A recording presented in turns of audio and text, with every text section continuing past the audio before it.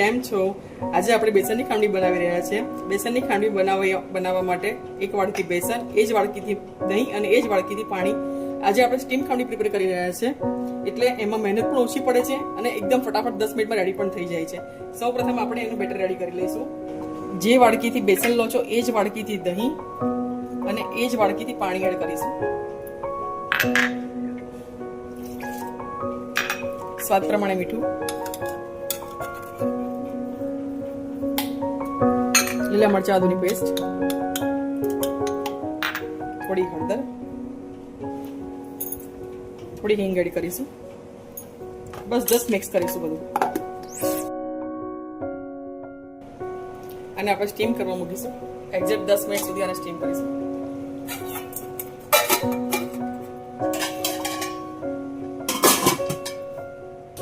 દસ મિનિટ પછી ઉપરનું લેયર આવું થઈ ગયું હશે. ગેસ બંધ કરીશું અને એને વેલણની મદદથી ફટાફટ હલાવી લઈશું.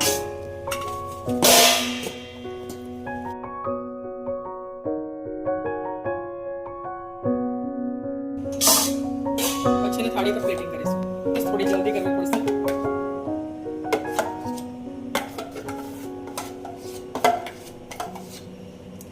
સ્પેચ્યુલાની મદદથી સ્પ્રેડ કરીશું.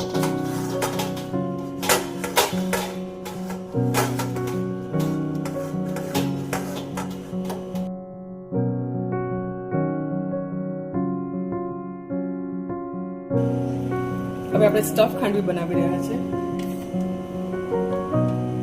તો પહેલા સ્ટફિંગ કરી લઈશું.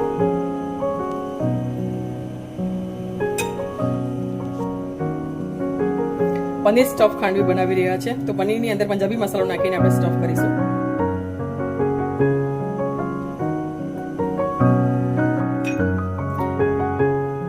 નોર્મલી ખાંડવી બાફરીને આપણે રોલ કરી લેતા હોઈએ છીએ, પણ આજે આપણે સ્ટફ ખાંડવી બનાવી રહ્યા છે, તો વિથ પનીર સાથે પંજાબી મસાલા સાથે એક વેરિએશન આપી રહ્યા છે. આપણે ખાંડવીને કટ કરીશું.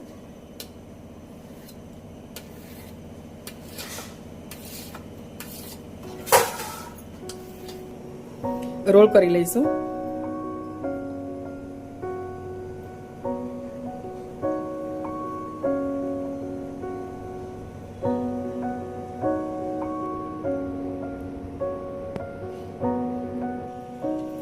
ફાઇનલ પ્લેટિંગ કરીશું. આપણે એક નોર્મલ તડકો લગાવી દઈશું.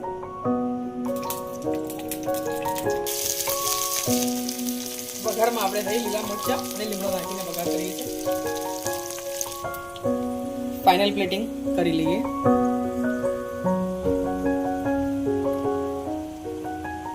જોઈ શકો છો તમે ફ્રેન્ડ્સ, આનું ટેક્સચર એકદમ પતલી સ્ટીમ ખાંડવી બનાવી છે, ઓછી મહેનતથી, છતાં પણ એકદમ ફાઇન બની છે.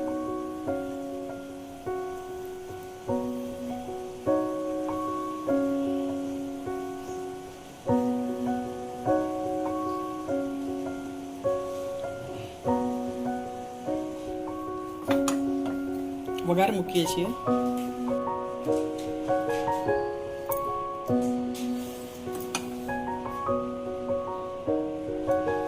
કોરિએન્ડરથી ગાર્નિશ કરીએ છીએ. રેડ ચીઝ સ્પ્રિંકલ કરીએ છીએ.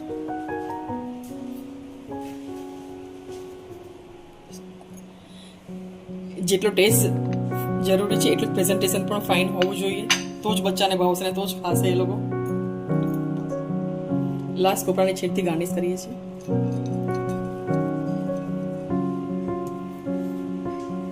રેડી ટુ સર્વ.